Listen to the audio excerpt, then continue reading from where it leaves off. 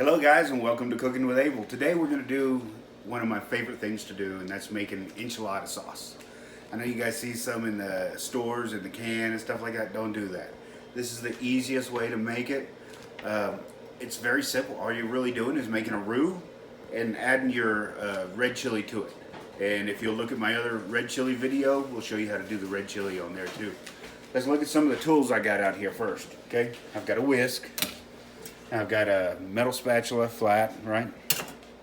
I've got my oil already heating up in my pan, okay? And right here I've got a teaspoon of pepper, just ground black pepper, a teaspoon of cumin, about a half a teaspoon of ground oregano, a tablespoon of garlic salt, and 2 bouillon cubes. Those are the chicken bouillon cubes. And then right here I've got my my chili puree. And then I have right here just water ready to go. Okay, so essentially what we're going to do is we're going to make a gravy. Okay, you guys have, I'm sure you've made gravies before or seen it done. And to make a roux, that's what we're going to start off with. You just do equal parts of fat and flour. So right now we have a cup of flour in there. There's a cup of oil in there. There's our cup of flour. Throw that over there. And important, keep it moving. Okay. Always keep this moving, okay? And what you're trying to do is you're actually trying to cook the flour. You do want it to turn a little bit brown. There's nothing worse than the taste of raw flour. So you want it to turn a little bit brown, and we'll show you the color. This is also how you make gumbo and stuff like that, which we'll do in another video later on. But this enchilada sauce, it makes quite a bit. And I like that because what I do is I use the enchilada sauce for, like today we're going to have enchiladas, and I'll do another video for that later.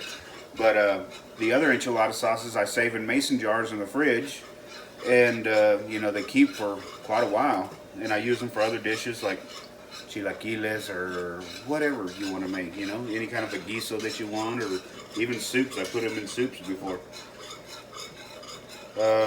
So what we're doing, like I said, is we're cooking the flour. You see the flour starting to turn a little bit of a brown color? That's exactly where we want that flour at. Right there, that brown color, okay? Right when it's at the brown color, we're gonna put the seasonings in, okay? On the seasonings, you gotta keep it moving and get ready to work fast after that, because if we let that seasoning in that oil for too long, it's going to burn the seasoning, okay? The most important thing in the seasoning is when we put the chicken bouillon cubes in there, we want to go ahead and crush them up and get those mixed up in there. If you've seen my videos, you know how much I like using the chicken bouillon cubes, okay? Here we go. Okay.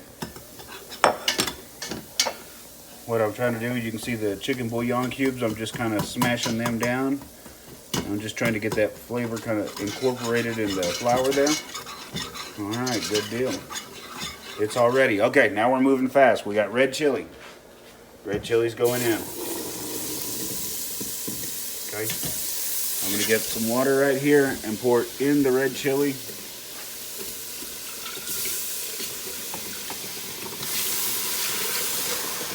And then I'm just going to finish pouring my water in. I don't know if you saw that, but I dropped the whisk in there. We'll fish it out. We'll set it over here for later. And again, I'm just going to keep it moving.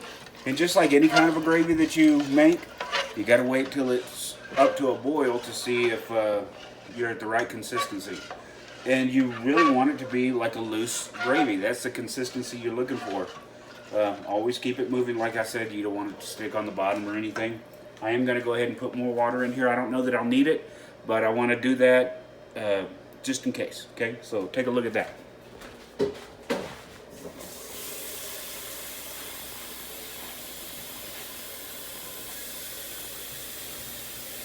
Again, we don't want to leave it too long. We want to keep it moving.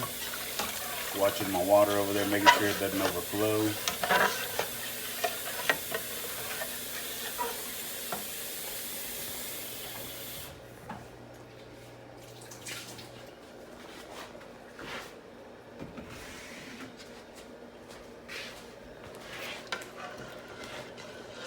And the chilies, like I said, whatever you like to use. If you like, my family likes hot, so we use the hot red chilies to puree. If you don't like the heat as much, you can always use mild or medium, whatever, you know, to your liking, to your taste. Don't forget the garlic salt in here. And of course the chicken cubes, those are the favorite thing to use for me anyway. And just keep it moving.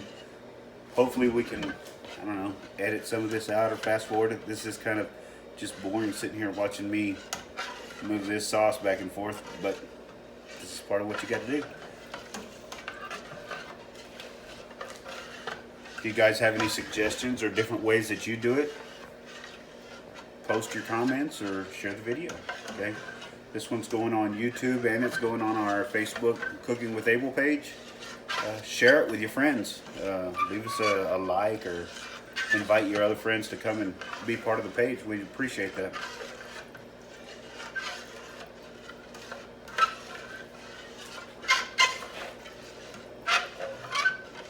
Watch the sauce.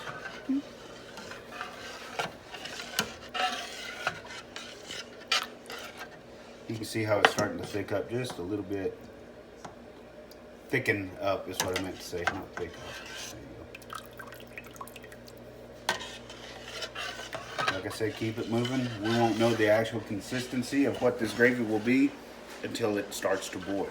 Okay, that goes for any kind of gravy that you're making, whether it be just a pepper gravy, white pepper gravy, to enchilada sauce like this. It's so easy to make. I recommend that everybody makes their own enchilada sauce and don't use anything out of the can. And no offense, well, kind of hating on you if you do use it out of the can, because that's ridiculous. I know some people that use enchilada sauce out of the can that are cussing me right now, and that's okay. I'll deal with the comments later. So I've got this, of course, all the way on high. I've had it on high the whole time. I like to cook it fast. And here later we're gonna make enchiladas. I've got some pinto beans left over from the other day. We're gonna mash up, make refried beans. I've got some rice left over from the rice video I did the other day. We're gonna warm that up and have rice. And then I'm gonna do something that's real fun for us, or something that we really like, and that's enchiladas montadas, and that's just enchiladas with a fried egg on top, and it just completely changes enchiladas for you. If you've never had it before and you try this, you may not ever go back to having it the regular way again. Let's take a look and see it's thickening up.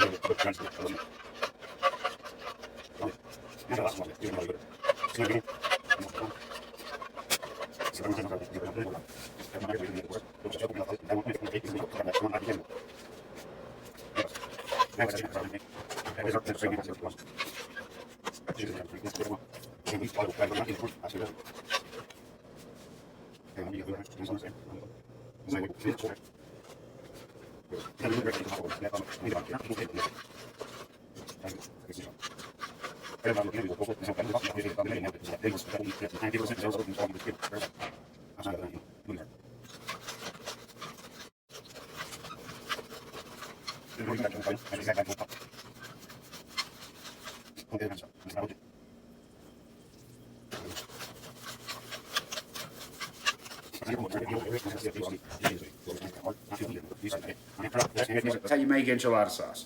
If anybody tells you that this is not how you make enchilada sauce, then quit being friends with them, because this is the easiest way to do it. I'm telling you, I've tried many different ways. Do it this way, it tastes great. It's nice and smooth, silky. Just remember that to make the roux to begin with is half fat, half flour. Okay, this oil that I'm using is actually canola oil. It's what I like to use. As far as health benefits, it's about the same as olive oil, just cheaper than olive oil. Okay, and it doesn't burn like olive oil will at this temperature. Okay, so canola oil, and then the flour I use is just regular all-purpose flour. Whatever you can buy at the grocery store is fine. So thanks for cooking with Abel.